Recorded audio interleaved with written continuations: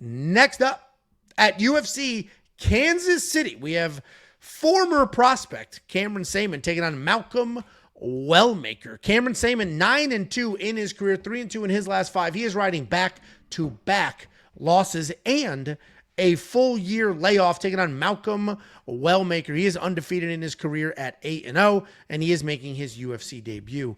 It was just a few years ago. Cameron Saaiman was a big-time prospect, and then a couple of losses and a long layoff, and all of a sudden here he is, an undercard matched up against a different prospect. He's a fun technical striker. He can grapple if he needs to. He does a pretty good job stepping into combinations, finishing those combinations with leg kicks. And just when you think you figured out his striking cadence, he'll work in a random spinning attack, even drop down and shoot a takedown. He does not have a ton of power, but he is fast. He's pretty accurate. He can be relentless as well. He is riding those back-to-back losses, but they were to pretty decent opponents in C-Rod and then most recently Payson Talbot about a year ago, taking on Malcolm Wellmaker. Powerful striker, good accuracy, good timing. He does a really nice job managing range.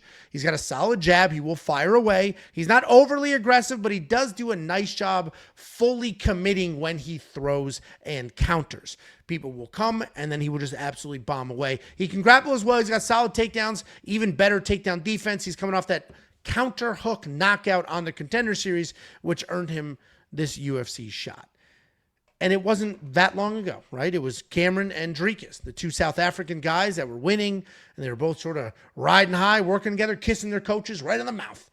And then all of a sudden, Cameron Saaiman loses a couple fights, Dricus du Plessis becomes a world champion, and now we're not the same anymore. Two different people doing two different things on two different journeys.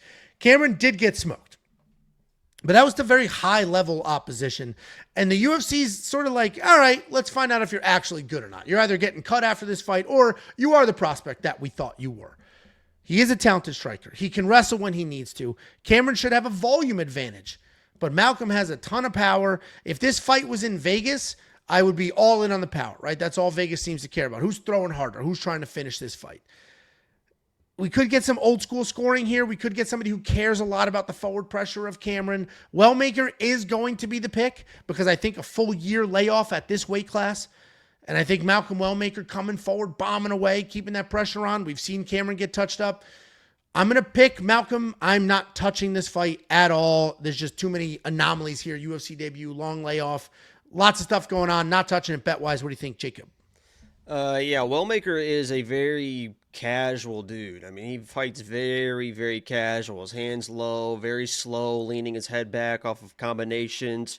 And that's just not somebody I can trust at this point to put money on, especially with the UFC debut fight against at this point, he is almost like a veteran in Cameron Saaiman. I mean, he's had some good fights against some high-level competition. I think he's going to be the more precise striker. The issue is he does get hit, leaves himself open to those big shots, and if Wellmaker's landing shots, he seems to be able to put people's lights out. So it's a little too early for me to bet a guy like Wellmaker, but if he proves it against Cameron Saaiman, I think it's pretty impressive. He's my pick, though. Who is Wellmaker? It is, yeah. Yeah, I agree. I'm not touching it bet-wise just because, to your point, Cameron's fought the much higher level of competition. It's not even close. Yeah, he doesn't have those wins necessarily, but it's not even close who fought the better level of competition.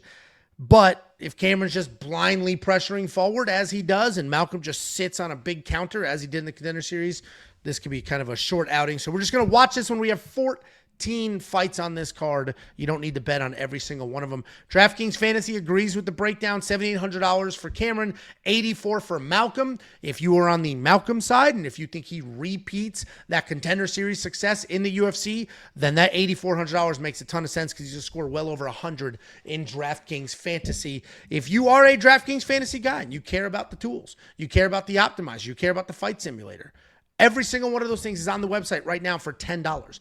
If you know what Saber Sim is, I encourage you to Google it if you don't. I actually encourage you to go to Roto Grinders, go to Scotastics, look up Saber Sim, check out the pricing on all of those, and then go to We Want Picks for $10. Tell me what they have that we don't. $10. WeWantPicks.com. Click Become a Member. At the top,